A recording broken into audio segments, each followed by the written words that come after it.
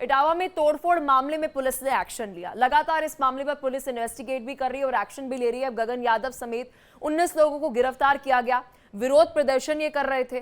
पहले पुलिस ने कोशिश की कि इन्हें थोड़ा तितर बितर किया जाए, लेकिन माने नहीं, तोड़फोड़ करते रहे। कथावाचक से मारपीट मामले से जुड़ी अपडेट आपको बता रहे हैं। दो समुदाय के लोग जो है बताया जा रहा है अहीर रेजिमेंट और यादव संगठन के लोग हंगामा काट रहे थे। पुलिस ने इन्हें समझाने की कोशिश की कि विवाद ज्यादा बढ़े ना, लेकिन माने नहीं, और माने नहीं तो फिर उसके बाद यूपी पुलिस है। यूपी पुलिस ने 19 प्रदर्शनकारियों को गिरफ्तार किया है। तोड़फोड़ कर रहे थे, पुलिस ने रोका लेकिन माने नहीं और उसके बाद पुलिस ने गिरफ्तार किया। इस पूरे मामले पर यूपी पुलिस इन्वेस्टिगेट भी कर रही है। पूछताछ के साथ साथ आपको बता दें कि जो लोग इस पूरे मामले को लेकर इसे एक नया रूप देने की कोशिश कर रहे हैं, उन पर भी कार्रवाई जो है वो पुलिस कर रही है। क्योंकि कल आई रेजिमेंट और यादव संगठन प्रदर्शन करने पर उतर आए। अब प्रदर्शन कर रहे हैं ठीक है, लेकिन तोड़फोड़ भी करने लगे, और जब तोड़फोड़ करने लगे तो यूपी पुलिस ने इन्हें इधर उधर खदेड़ा, लेकिन माने नहीं, तोड़फोड़ करते रहे। उसके बाद पुलिस ने 19 प्रदर्शनकारियों को गिरफ्तार किया है। बवाल के बाद हंगामा काटा, तोड़फोड़ की, 19 प्रदर्शनकारी अब तक गिरफ्तार हुए हैं। यूपी के इटावा से खबर आपको बता रहे हैं। कथावाचक विवाद में अब लगातार हम देख रहे हैं कुछ संगठन, राजनीतिक दल बवाल काटने की कोशिश कर रहे हैं। सड़कों पर आप ईंट पत्थर देख सकते हैं, इससे आप अंदाजा लगा पाएंगे ये प्रदर्शन नहीं था, कुछ और ही इसे रूप देने की कोशिश की जा रही थी। और अब ये दो तस्वीरें आपकी स्क्रीन पर है। कुछ प्रदर्शनकारी जो गिरफ्तार हुए हैं उसमें कहा जा रहा है कि राजनीतिक दल के भी कुछ कार्यकर्ता हैं। पुलिस और प्रदर्शनकारियों के बीच जमकर झड़प हुई, पथराव किया गया पुलिस की गाड़ियों पर, और पुलिस की हवाई फायरिंग की नौबत तक आ गई।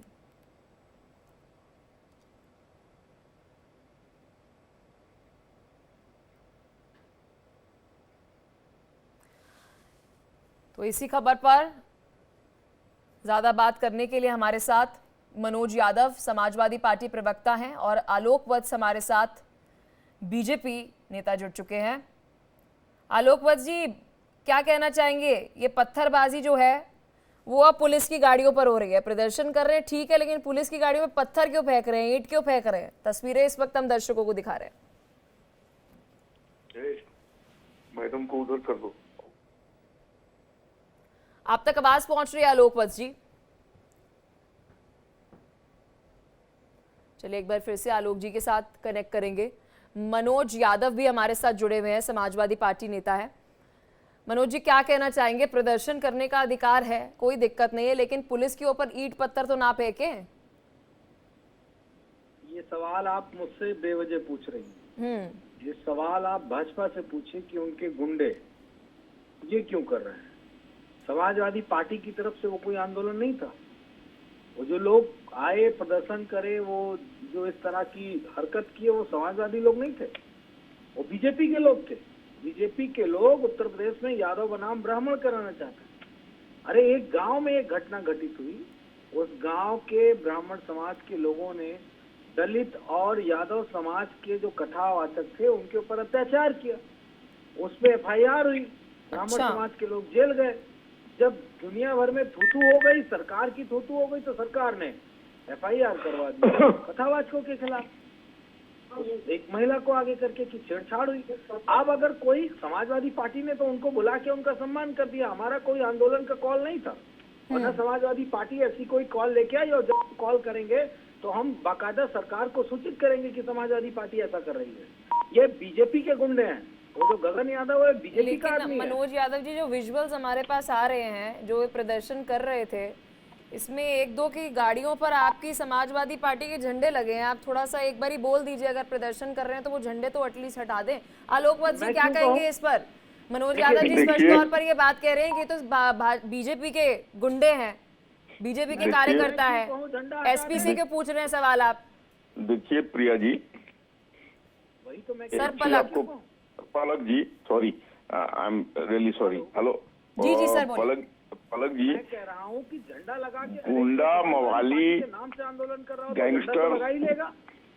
इसकी ये तो कम से कम पार्टी का ही पुलिस दूसरा जांच नाम करे। समाजवादी पार्टी इसमें है। समाजवादियों का कोई लेना देना नहीं। अगर जिस कोई भी तरीके वहाँ से पे परिवार के इन लोगों ने से इस मिलने बात जाना को होता, तूल दिया। तो आपकी जानकारी के लिए बता दूं कि हमारी पार्टी का आपने अरे देखा होगा मनोज पलक जी, मनोज जी रुकिए सर, रुकिए, सुन पलक भी जी, लीजिए सर, अपनी बोली जा रहे हैं। आलोक जी से सवाल है मेरा, आपके पास आऊंगी, बोलिए आलोक आलोक जी, जी। कोई आवाज पलक जी, आप सीनियर एंकर हैं, आपने कितने डिबेट किए होंगे जहाँ पर मौलवी, बोलिए आलोक जी, पंडित, बोलिए।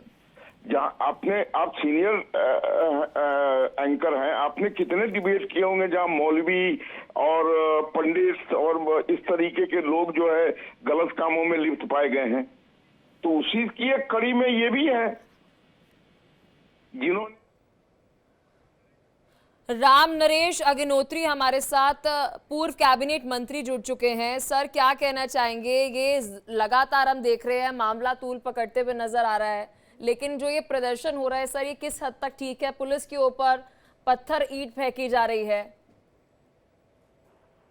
ये जो घटना हुई है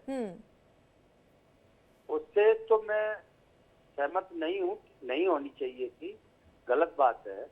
और इसीलिए हमारी सरकार ने तुरंत एफआईआर दर्ज कराई है, लेकिन उसको जातीय उन्माद पैदा करने की कोशिश करना, ये राजनीतिक रूप देना, ये ठीक नहीं है।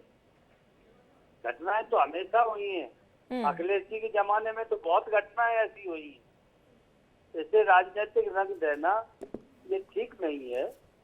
जाति विद्वेष फैलाने का काम समाजवादी पार्टी कर रही है, कानून अपने हाथ में लेने का काम कर रही है समाजवादी पार्टी। ये किसी भी तरह से उचित नहीं है। और कल तो माननीय अखिलेश जी कह रहे थे कि ट्रंप के पास शिकायत पहुंच जाएगी तो मोदी योगी खैर नहीं होगी। बताइए कहाँ पहुंच रहे हैं वो, क्या कह रहे हैं, यही होश नहीं है उनको। तो इसलिए मैं लेकिन राम नरेश जी, हम इस पूरे मामले पे अगर हम बात करें, क्योंकि अभी अंडर इन्वेस्टिगेशन है और कुछ कहना सही नहीं होगा कि कौन सा पक्ष जो है वो सही है, क्योंकि एक तरफ बात निकल कर सामने आ रही है कि जात पहले पूछी गई और फिर इस तरीके का व्यवहार किया गया, और एक बात ये भी निकल कर सामने आ रही है कि वहां पर जो आयोजक है उसकी पत्नी के साथ दुर्व्यवहार किया गया। जो भी है, लेकिन सख्त कार्रवाई सर आपको नहीं लगता कि आने वाले समय में होना चाहिए कि आगे जाकर कोई ऐसी हरकत जो है वो ना करे?